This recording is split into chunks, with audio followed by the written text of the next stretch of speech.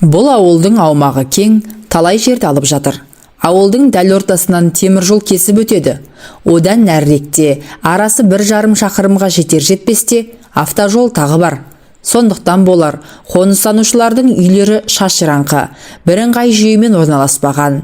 Шет жағында жай кесек үйлер көп. Шатырлы үйлер бұрынғы совхоз кеңесі жағында орталықта. Үйлеріне қарап, сонда тұтынушылардың әлеуметтік жайы бірден аңғарылады. Күре темір жол мен автожолдың ортасындағы бұл ауылдың отатын жері облыстың орталығына жақын. Қалаға байланыс жақсы қалыптасқан. Жекеменшілік автокөліктері бар таксилер қызмет атқарып, кәдімгідей пайдасын табады. Ауылда тұратын адамдардың тіршілік көзі әркімде әрқалай. Біреулері қолдарындағы 1-2 сиыр, 10 шақты қой ешкінің өнімдерімен күн көреді. Ешқайда бармайды да, алмайды да. Енді еттері тірі біреулері кішігірім серіктестік құрып, бұрыннан ескі техникаларын ілдәлап, сырт жаққа отақ қаптап кеткен бұрынғы егіндік алқапты тары, күріш, егіп, бақша салып дегендей, әйтеуір қарап отырғаннан жақсы деп бармен базар болады. Мал бағып көргендер бар, бірақ барымташылар малдарын ұрлап әкетіп, талай рет сан соқтырған соң, жұрт көп мал ұстамайтын болды.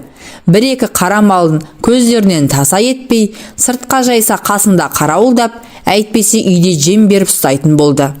Ауылда жеңіл машиналары бар, келесі біреулері қаладан қатынап жұмыс істейді.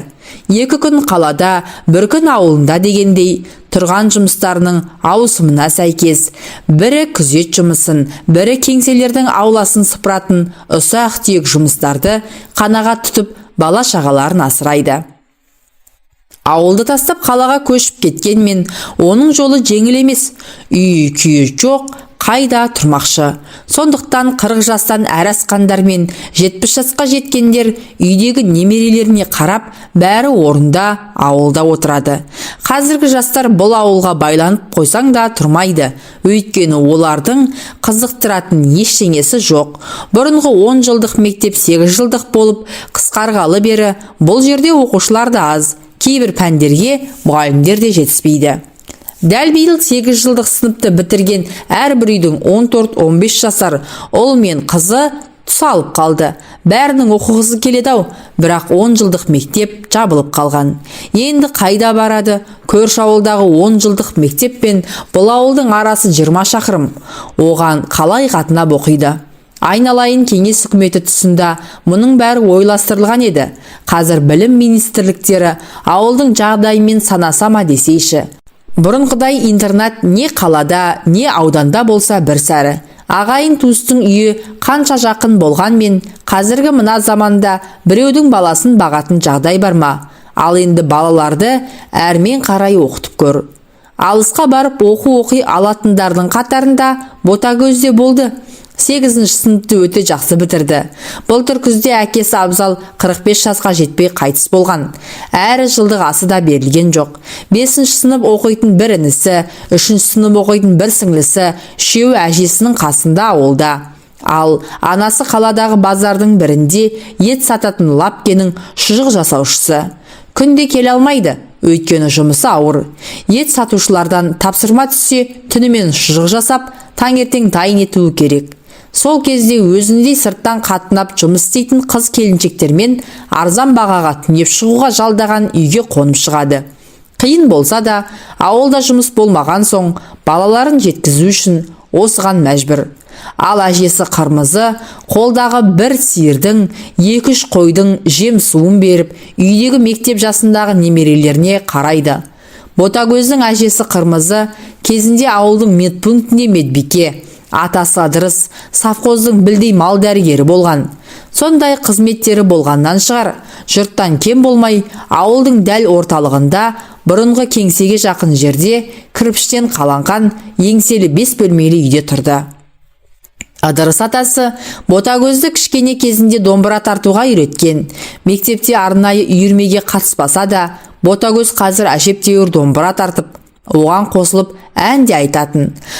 Мұғалімдер үнемі Ботагөзге домбырамен ән салғызып, сенен мықты әнші шығады, дейтін. Ботагөз әкесі Абзал қайтыс болған соң-ақ үйдегі жағдайдың аңдысын біліп 11 сыныпты бітіріп Алматыға барып арнайы оқуға түсудің тек арман ғана болып қалғанын іштей жағында түйген. Анасы Гүлімай осы балалары үшін қала мен ауыл арасында дедектеп жүгіретінін көріп отыр. Әлі орта мектепті де толық бітірмей жатып оқуға барамын деп қалай айтсын? Әжесіне сиыр сауысып, айранын ұйытып, сүтін пісіріп дегендей үй тіршілігіне бүтіндей араласты. Ботагөзді оқытудың аса қажеттігін анасы да біледі, бірақ дәл биыл күйеуінің жылдығасын беріп, міндетінен құтылмайынша басқа қаражаттың көзін таба алмай жүр. Сондықтан 8 сынып бітірген қызының оқуын күзге дейін әлі 3 ай уақыт бар ғой, көз алдымда әжесіне көмектесе тұрар деп шешкен жоқ. Апа, Ботагөзді бүгін қалаға өзімен ала кетейін. Сол жақтан үстіне киім алып берейін. Үйге қант, шай керек қой, оларды да беріп жіберемін. Көлік деген 2 ортаға қатынап жатыр. Кешке дейін жетеді ғой, деп келіні Гүлімай үйге келгенде Ботагөзді таңертең өзімен ерте тұрғызып алып кеткен. Үйде 2 баламен қалған Қырмызы әже түстен кейін Ботагөзді 5 болғанша күтті. Ботагөз әлі келмеді. Ойпырмай, кеш болып қалды, неғып мұнша кешікті екен деп уайымдай бастады. Кешкі сауын да болды. Қорадағы сиырды сауып, оның сүтін пісіріп, балаларға кешкі дастархан қамын жасайым дегенше, күн көзі шапықтанып, қызарып, батуға жақындай бастаған. Әже, Ботагөз кешікті ғой, деп кішкентай ұл немересі Асқар да сұрады. Ол апамның қасында қонып қалған шығар, деді тақылдап кішкентай Әсия. Үйдегілер бала болғанмен де өздерінің сұрақтарымен әжесін одан әрі қобалжытты. Телефонмен хабарласа қалатын, бұларда әлі ауылда басқалардай мобильді телефон жоқ. Ауыл болса да бәрі қазір соны ұстап жүр. Бұл да ақша ғой, оны қайдан алсын бұлар? Қырмызы ішінен жаратқан Аллаға сыйынып, Алла, бір бала көр кішкентай қызыма. Былтыр әкесінен алдың, биыл енді бәле жылыдан сақтай көр, осы көзім көрген немерелерімді, деп жалбарына бастады. Қайта-қайта сыртқа қора маңына шығып, жан-жаққа көз салады.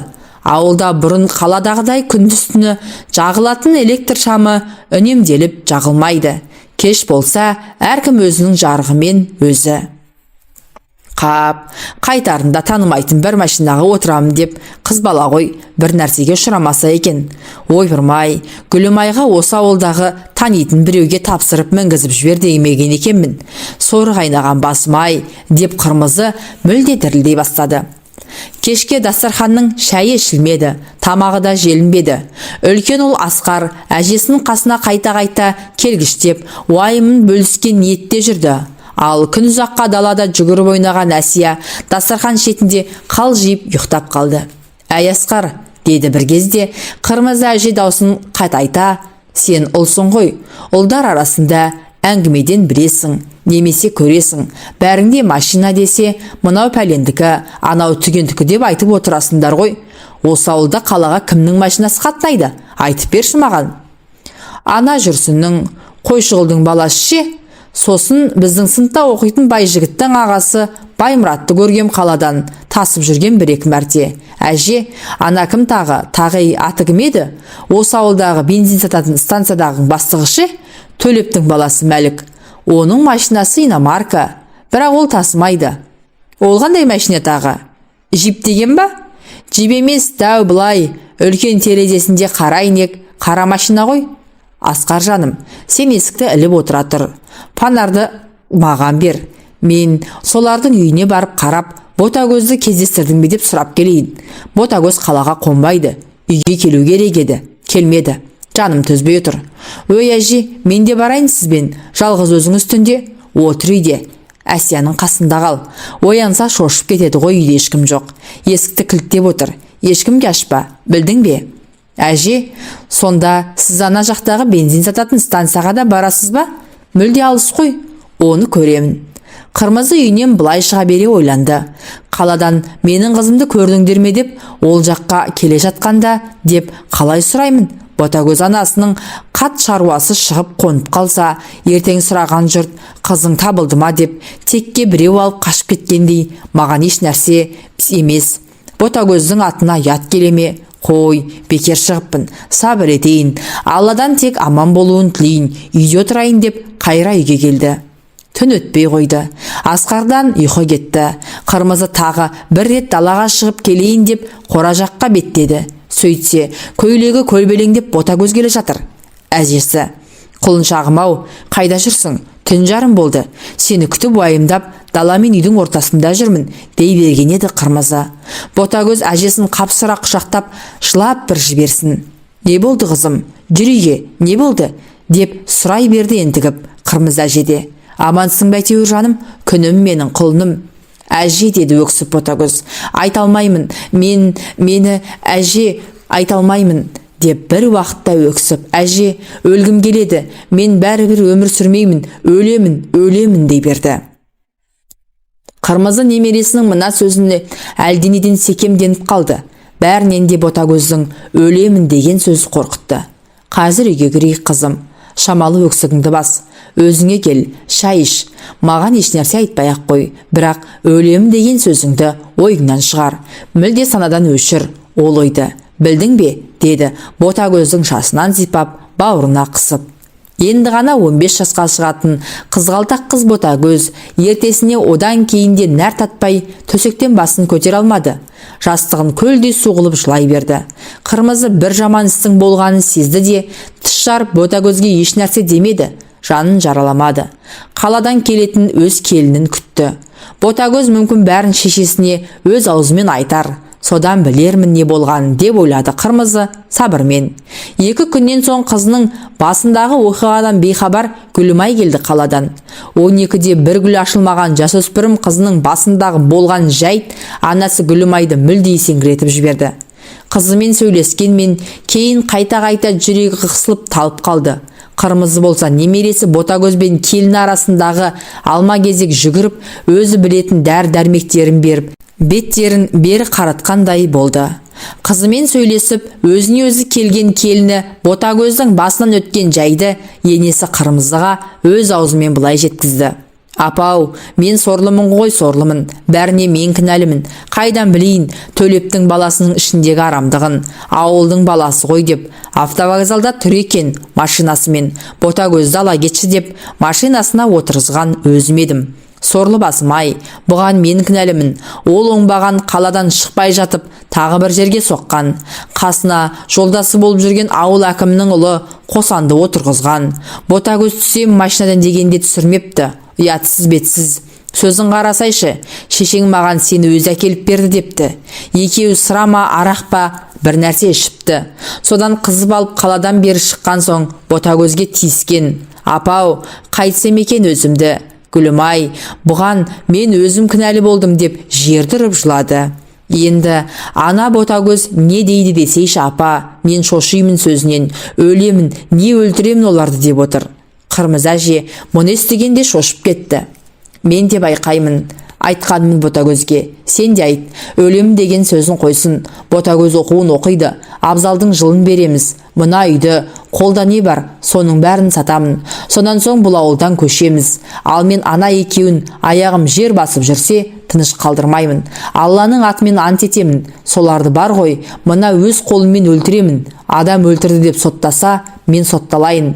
Жасым 60-тан асты, маған бәрібір. Жалғыз ұлдан қалған немерелерімді қор қылып жылатып, еңіретпеймін, деді Қырмызы келініне. Апа, ойлап отырмын, оларды арыз жазып сотқа берсек қайтеді? Әлде прокуратураға ма? Қай жағы тиімді өзі? Кәмелетке толмаған қызға зәбір көрсеткендер кемі 12 жылға түрмеге кетеді дегенді ана жылы естігенмін. Кетсін түрмеге екеуі бірдей, деді Гүлімай, мұны қорсарланған күйі. Білесің бе, түрме оларға жеңіл. Зорлық түгілі адам өлтіргендер 4-5 жылда түк болмағандай түрмеден шығып жатыр. Қыздың абыройын елге дабыра қылып соттатайық. Ал ертең азғантай жылда ана Асқардың 10-шы сыныпты бітірер жылында олар да шыға келеді түрмеден. Сосын Асқар бар, Әсия бар, ақыларын солардан алады. Әкелерінің ақшасы мол, олар барын сатып ерте шығып алады. Мен болсам ол кезде өліп те қаламын. Ботагөздің атына кір келтіріп, ауыл қаланы шуылдатайық па? Жоқ, бұл болмайды. Менің ойлағаным бар, соны істеймін, деп Қырмызы орнынан тұрды. Ботагөздің орнынан тұрмай көлдей болып төгілген жасынан жанын қоярға жер таппай жүрген Қырмызының екі шекесі шыңылдап, басы айналып, тәлтіректеп қайра отырды. Қырмызының медбикелік қызметін жақсы білетіндер оны үлкейіп қалды демей, кейде қатты ауырып қалған жағдайда үйіне шақыртып ине салдыратын, система қойдыратын. Бағана сиыр сауға шыққанда Төлептің үйімен қатарлас көрші тұратын Шәрипаның келіні Жұпаркүл келіп, енесі қатты ауырып жатқанын айтып, соған дәрілер жазып берген дәрімен система қойып беруді өтінген. Қырмызы бұған бірден келісті. Шәрипа бұрын ауылдық кеңестің төрағасы болған, күйеуі совхозда жұмысшылар комитетін басқарған. Жас кезінде бәрі аралас құралас болған актив отбасылар еді. Система салып отырып, Шәрипаның келінен Төлептің баласы Мәліктің жүріс-тұрысы туралы анықтап алмақ болды. Өйткені олар көршілер ғой. Қырмызы Шәрипаны көптен бері көрмеп еді. Үлкен залда кереуетте жатыр екен. Жүдеп, екі жағы қуарып қалыпты. Шәрипа Қырмызыны көріп, қуанып кетті. Өй-бүй, Қырмызым-ай, дәл сендей етіп, қазір ине салатын адам барма десейші. Алдыңғы күні медпункттің бір медсестрасы қызы келіп, мына тамырымды таба алмай, біресе мына білекті, біресе мына білекті шықып көрді ме, міне көгеріп кетті. Қолым түгел көк. Келінге айттым, Қырмызыны шақырыңдар деп. Келгенің дұрыс болды. Астанада қызым бар ғой, баяғы Гүлмира ше. Абзал бәрі қатар оқыды ғой. Сол қызым звондап, алып кетейін Астанаға, мама, емдетейін деді ғой. Жер қашық, биыл 80-нен асып барамын. Ол жақта жүріп өліп қалсам, сүйегімді салдырлатып, мұнда тасып жүресіңдер ме деп бармай айттым. Қойыңыз Шәрипа Егінбаевна, өлем деп айтпаңыз, әлі де немерелерден, шөберелерден қызық көресіз, деп баяғы сельсоветтің төрағасы кезіндегідей атымен әкесінің атын тізбере айтты Қырмызы. Шәрипаның құлағы көптен мұндай сөзді естімеген. Зейнет жасқа шыққалы өзін қызмет кезінен білетіндерден болмаса бүйтіп ешкім айтпайды. Шәрипаның да әжей, апай, шешей, құдағай, тағы да басқа ауыз екі осындай қаратпас сөздерге де еті үйреніп, баяғы ел басқарған қызметін қашанға алға тарта берсін, ауылдағы көппен бірге өзін жай кемпір санап қалған. Қырмызының мына қаратпас сөзі жанын жадыратып жіберді. Бірден жүзінен нұр пайда бола кетті. Білімдінің аты білімді, кіммен қалай сөйлесуді біледі. Рахмет Қырмызы, деді риза болып. Сөйтті де келініне, әй Жұпаркүл, Қырмызыға дастарханды осы жерге жай. Системам біткенше шай ішсін, менің қасымда, деді. Келінің қайда қазір? Немерелерің оқуын оқып жүрме? Абзал айналайын, жақсы жігіт еді ғой. Жігіттің сұлтаны азамат еді, деп Шәрипа Қырмызының отбасына көңіл бөліп қойды. Мына көршілеріңізбен қалайсыздар? Осы Төлептің баласы не жұмыс істейді өзі? Әрі-бері көремін, мәшинесін мініп алып, осы ауылды айналады да жүреді, деп сұрақ қойды Қырмызы.